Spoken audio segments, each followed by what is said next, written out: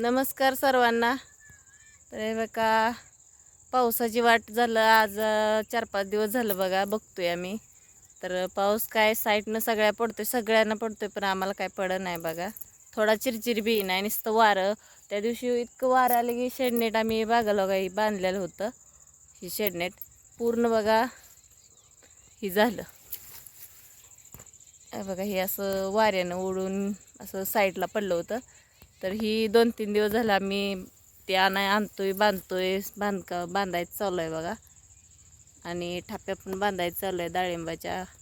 काही ठिकाणी ही लावले ते अशा काट्या लावले त्या आणि त्याला बांधून घेतोय आणि मग वरनं ही झाकायचं चालू आहे. तर एवढं शेडनेट हातरले. पहिलं जरा व्यवस्थित हातरलं होतं, आता पावसामुळं सगळं ही झाल्यामुळं नीट हातरायला काय आलं नाही. तसंच आपलं हातरलं आहे. आता झालं ही वातावरण बी बदललं आहे. आता आठवड्याभरानं काढायचंच आहे वरचं शेडनेट. पण तोपर्यंत म्हणलं थोडंसं ही लय ऊन पण पडतं, टेम्परेचर जास्त आहे ना, त्यामुळं ऊन बी लय पडतं म्हणून डबल थोडंसं हातरलं आहे. तर हे बघा ही गवत लय आलं आहे आमच्या बागेत.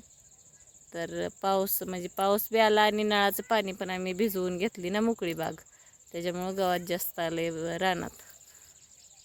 तर परत काढा येईल काय एवढं, आता काही गरज नाही काढायची. तर थोडा वेळ म्हटलं आज दिवसभर आज उभा हाया काट्या बांधते, परत ना ही झाडं बांधते, थाप्या बांधते, चालूच आहे काम. हात पाय नुसतं दुखायला लागलेत. म्हणलं थोडा वेळ बसूया. बसल्यावर म्हणलं व्हिडिओ तर काढावं, कारण 2-3 दिवस झालं व्हिडिओच बनला नाही काढायला, म्हणून म्हणलं आता काढा.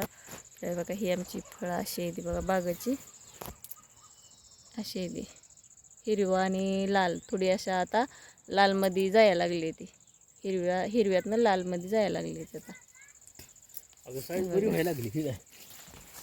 साईज बी आता वाढायला लागली. तर लिक्विड ही ह्याला आता सोडायचं चालू केलं आहे बघा. फवारणी काय लय उन्हाळ्यामुळे घ्यायला म्हणजे लागतच नाही फवारा उन्हाळ्याचा जास्त करून. फक्त 1-2 फवार स्टार्टिंगला घेतलं आळीचं ही. आता त्याच्यावर फवारणीच घेतली नाही, कारण उन्हाळ्यात फवारणी जास्त लागत नाही, पावसाळ्यात फवारणी कशी जास्त लागते बागाला. आणि माल पण आमचा चांगला आहे बरं, चकाकी एकदम काचवणी ह्याला. एवढंच की साईज आता वाढते का कशी काय होते काय कळत नाही, कारण माल भरपूर असल्यामुळं साईज घेताय का नाही काय माहीत.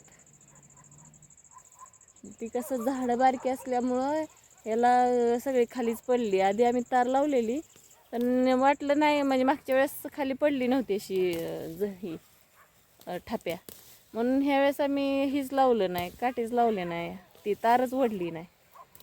ती तार नाही वडल्यामुळं एवढा घोळ झाला आहे बघा. सगळ्या ठाप्या अशा भुईला लोळते त्या, ती बांधायचं चालू आहे.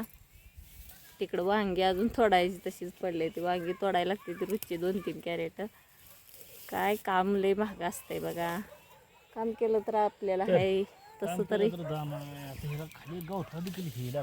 काय मिलीबाग काय लागली, काय धनवर काय म्हणायचं त्याला, मिली मिली बाग मिळतं ना, मिलीबाग मिलीबाग.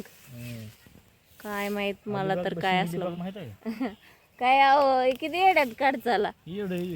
आता म्हणता अलिबाग पाशी मिलीबाग, मिलीबाग अलिबाग पाशी येवी.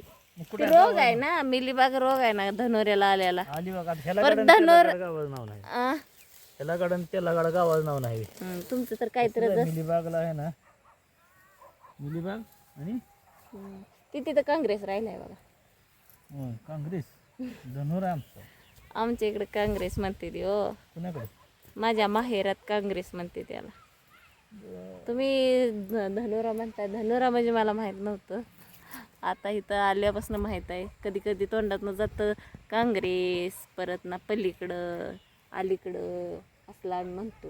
भाषेच कालवण करते, कालवण नाही ती करत, त्याची सुकी भाजी बनवते चिगळाची, पण नको कशाला, नको बागेतली कशाला नको, बागेतली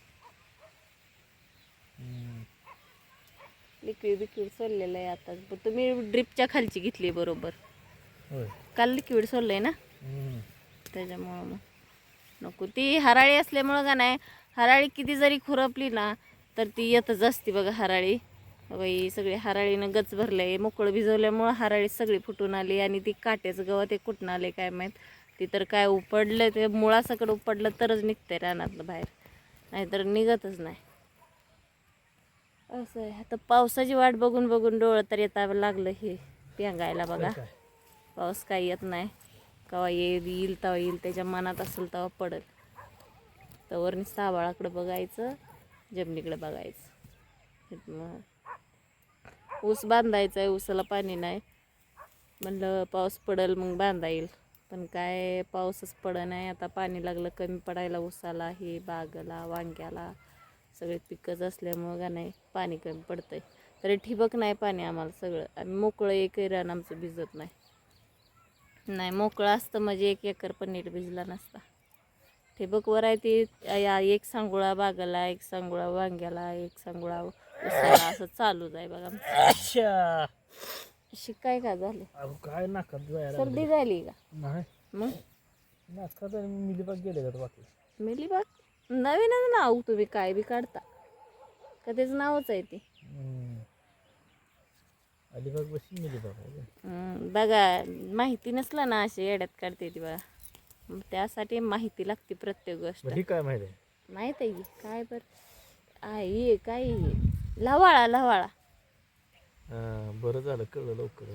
लवाळा आहे ही आयुर्वेदिक, ह्याचं काय तर मुळे असते का ना, ती आयुर्वेदिक आहे ते वाटतं, म्हणजे काहीतरी बनवते त्याच्यावर होय औषध कशा. कोणाला माहित असेल तुम्ही कमेंटमध्ये सांगा, आहे का नाही? मग आम्हाला तर माहीत होईल, म्हणजे मला एवढं माहीत नाही, पण कोणतं म्हणलं म्हणून म्हणते ह्याच्या मुळ्यापासनं. आणि ही एक आहे बघा, आता माझ्या ध्यानात आलं, हराळी लवाळा आणि हे काट्याचं गवत काय केल्यानं रानातनं हालतच नाही बघा.